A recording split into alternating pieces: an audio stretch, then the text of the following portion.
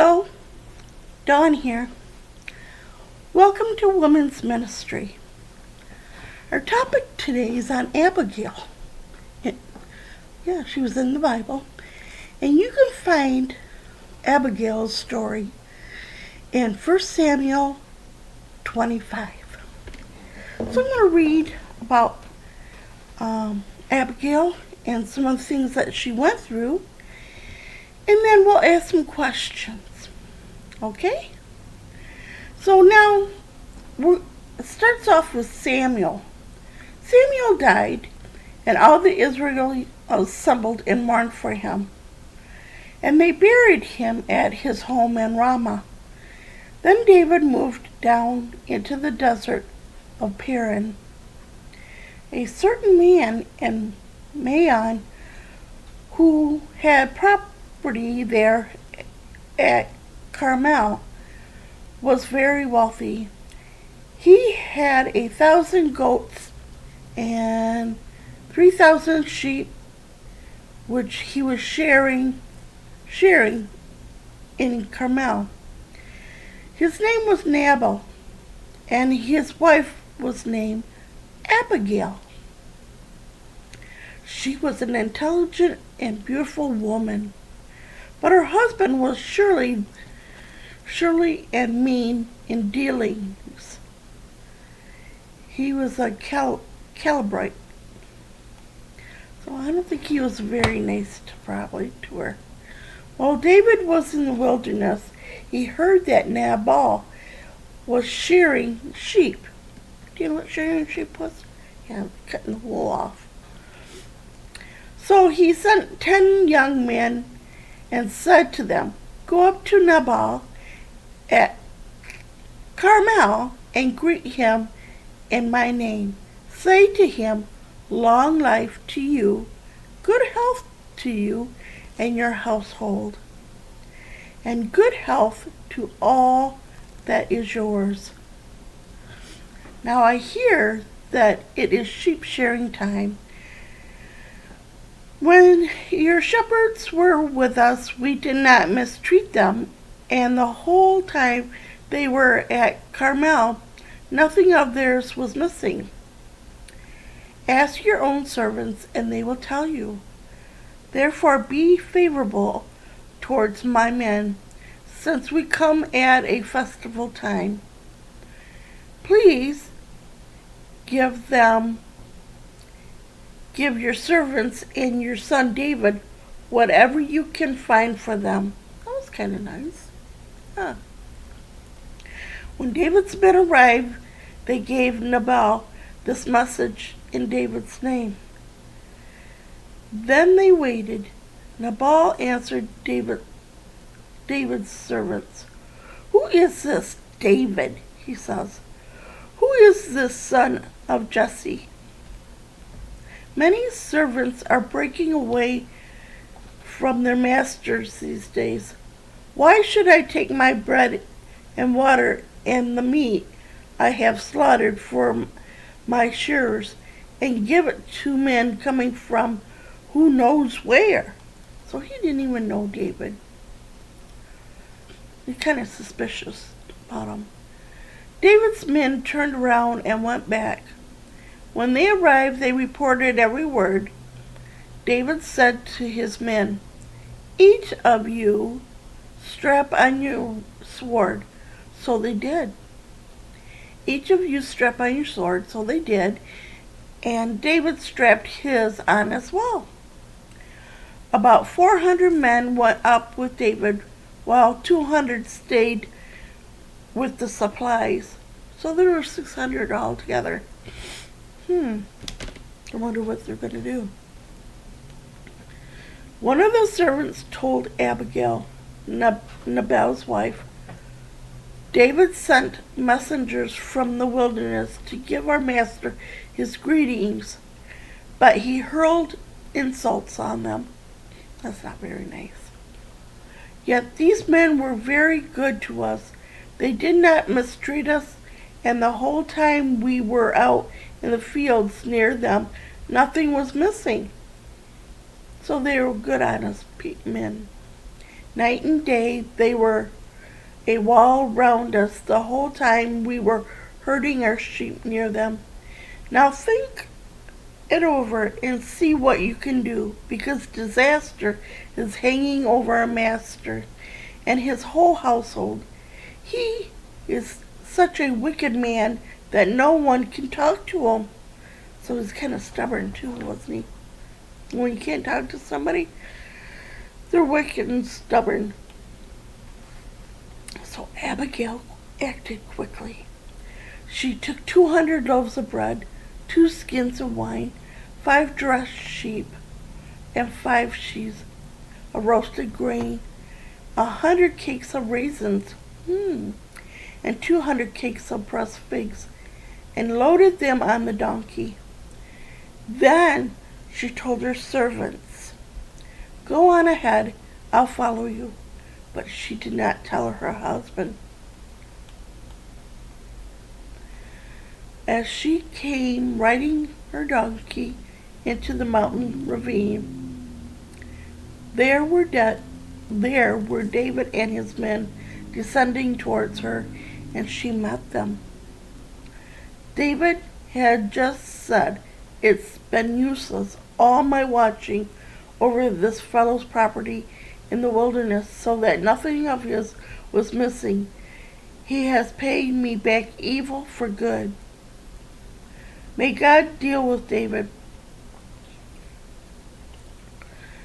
be it ever so severely, if by morning I leave alive no male of all who belong to him."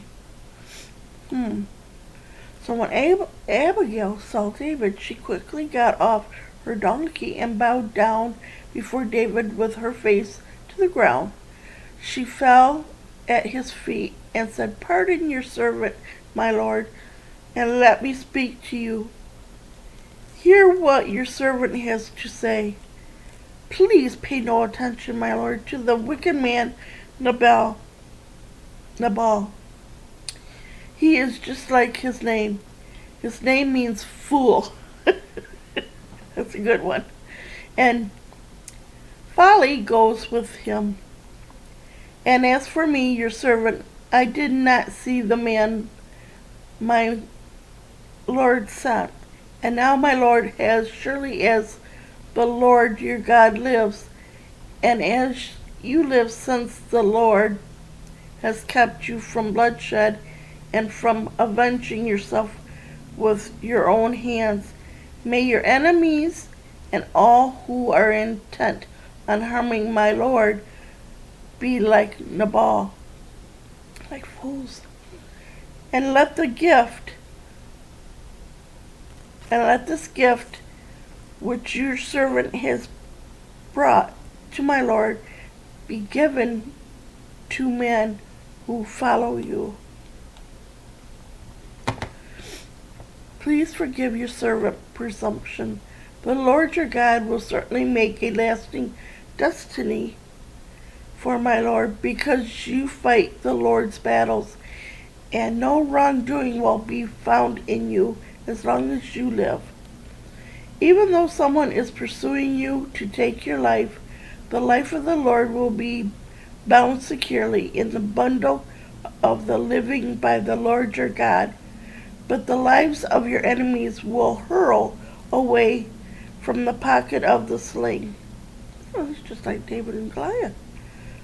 They'll be hurled away with the pocket of the sling.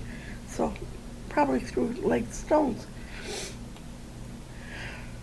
So when the Lord has fulfilled for my Lord every good thing he promised concerning him, and has appointed him ruler over Israel, my Lord will not have on his conscience the staggering burden of needless bloodshed or of having avenged himself. And when the Lord your God has brought my Lord success, remember your servant." David said to Abigail, "Please be to the Lord, the God of Israel, who has sent you today to meet me. May you be blessed for your good judgment and for keeping me from bloodshed this day and from avenging myself with my own hands. Otherwise, as surely as the Lord, the God of Israel, lives, who has kept me from harming you, if you cannot come quickly to meet me, not one male belonging to the Nabal would have been left alive by daybreak. So she kind of stopped a war from going, and so she stopped a lot of bloodshed.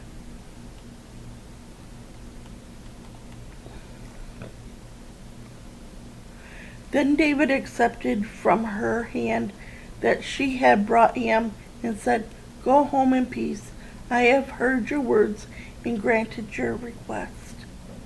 So when Abigail went to Nabal, he was in the house holding a banquet like that of a king. He was in high spirits and very drunk. So she told him nothing at all until daybreak. Then in the morning, when Nabal was sober, his wife told him all the things, and his heart failed him, and he became like stone. About 10 days later, the Lord struck Nabal, and he died. When David heard that Nabal was dead, he said, "Praise be to the Lord, who has upheld my cause against Nabal for treating me with contempt. He has kept his servant from doing wrong, and has brought Nabal wrongdoing down on his own head." So then David sent word for Abigail, asking her to become his wife. His servant went to Carmel, and said to Abigail, "David has sent us to you to take you to become his wife." So she bowed down with her face to the ground and said, "I am your servant, and am ready to serve you and wash the feet of my Lord's servants." Abigail quickly got on a donkey and, attended by her 5 female servants, went with David's messengers and became his wife. David had also married I'm not sure how to put him. Adonai of Jezreel, and they both were his wives, so he had 2 wives. But Saul had given his daughter as David's wife too. And then so basically he had a couple of wives. One was from David, and then Abigail, and then there was the other one. So there was 3 of them.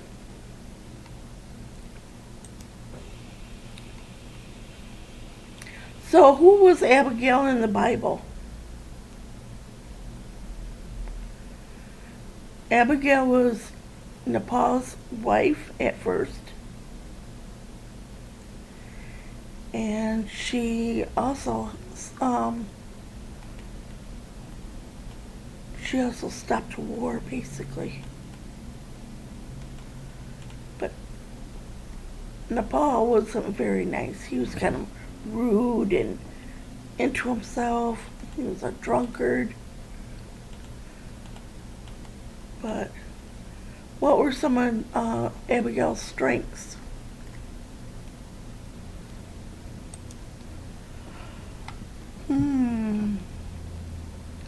She lived kind of to the fullest, regardless of what the circumstances. Like Paul, she knew how to be content whether she was in need or had plenty of. So she's just That was her strength. Um, but she knew how to treat people decently too.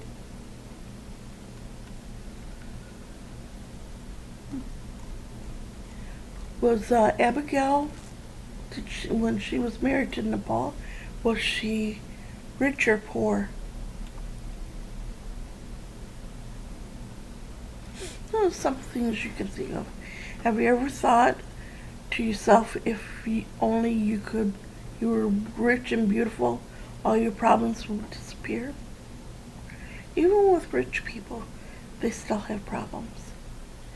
Have you ever been envious of another person for her wealth and beauty?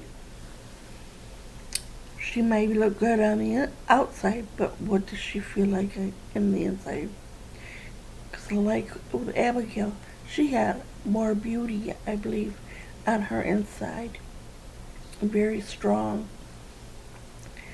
Have you ever been jealous of another woman only to discover a dark side that's in her life that we could never imagine? I mean, women can be wealthy, they can be beautiful, they could have everything that they want, but sometimes they're not happy. Some of these women, like Abigail, they have more than what a rich person can have. Maybe she didn't have clothes of gold, maybe she didn't have certain things. I mean, but she was married to Nabal, which is actually, he was really rich. But that doesn't mean that she was happy because of that. Alright. What else? So again, the scripture background is 1 Samuel 25. And here's some things to ponder. Why would a woman like Abigail be married to a man like Nabal? Maybe she didn't pick him, but he probably picked her, because she might have been beautiful. What kind of wife was Abigail? She was a faithful wife. She's honest. And plus she cared. You could tell through the story she cared. She cared a lot. She stopped the war, the fighting. Why did Nabal pretend like he didn't know who David was? Maybe because of David's background. Maybe he thought he was better than him. Like he was a servant. Who cares who he is? Why didn't Abigail let David kill Nabal?